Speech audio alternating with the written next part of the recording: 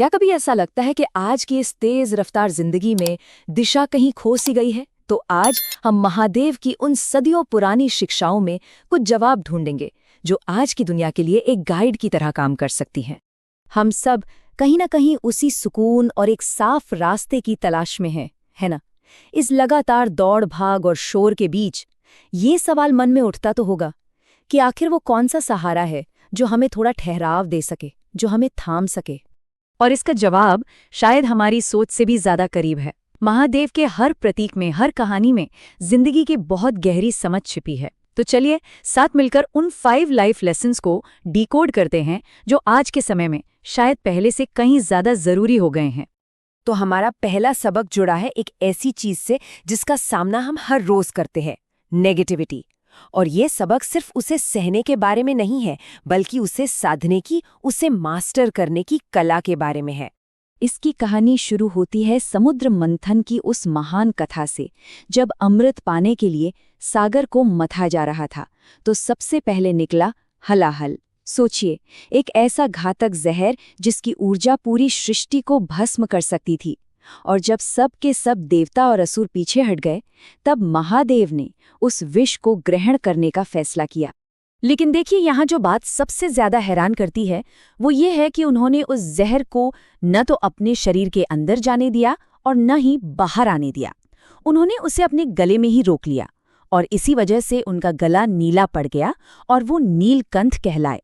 मतलब विष को खुद तक ही सीमित रखा और दुनिया को सिर्फ अमृत दिया। तो हम सबके लिए यहाँ सबसे बड़ी सीख क्या है? यही कि अपने आसपास की नेगेटिविटी, जो भी आलोचना है, उस जहर को सोखना सीखें, पर उसे आगे न फैलाएं। उसे अपने अंदर ही कहीं न्यूट्रलाइज कर दें और दुनिया को देने के लिए सिर्फ अपनी अच्छाई, अपना अमृत ही रखें। अच्छा, अपने अंदर की दुनिया को साधने के बाद अब बात करते हैं बाहरी दुनिया में तालमेल बिठाने की। हमारा दूसरा सबक है समानता का सम्मान। महादेव का अर्धनारीश्वर स्वरूप, इसके बारे में तो सुना ही होगा। ये उनकी सबसे गहरी कल्पनाओं में से एक है। एक ऐसा रूप जो आधा पुरुष यानी शिव है और आधा स्त्री यानी शक्ति। पर यह सिर्फ एक मूर्ति या तस्वीर नहीं है, ये अपने आप में एक पूरी की पूरी फिलॉसफी है।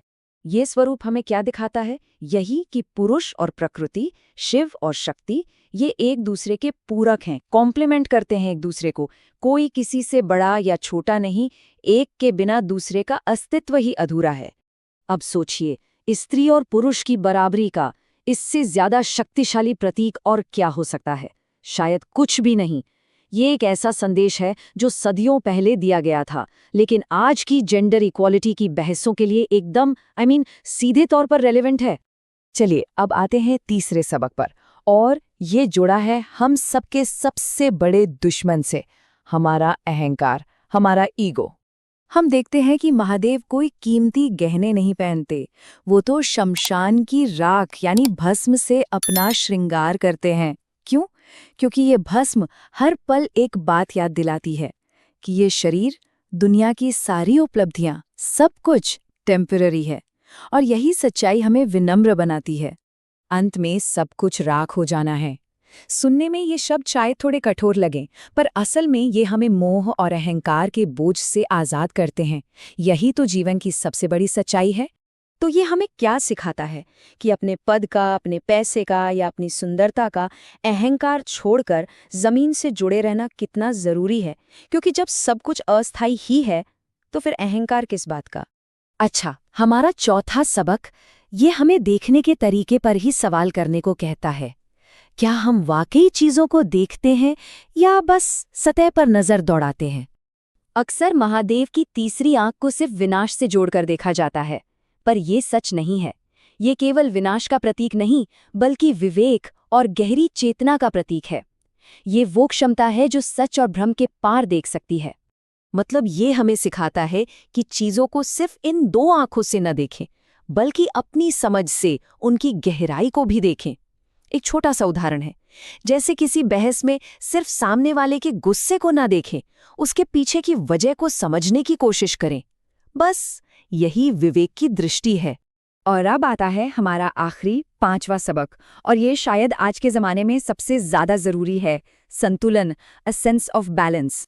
महादेव के स्वरूप में एक बहुत ही अद्भुत ड्युअलिटी है। एक तरफ वो कैलाश पर ध्यान में लीन एक परम योगी है, एक वैरागी है, और दूसरी तरफ वो पार्वती, गणेश और कार्तिकेय के साथ एक पूरे फैमिली मैन भी है, एक समर्पित गृहस्थ। और यही चीज हमें सिखाती है कि अध्यात्म और दुनिया की जिम्मेदारियों के बीच बैलेंस बनाना बिल्कुल संभव है।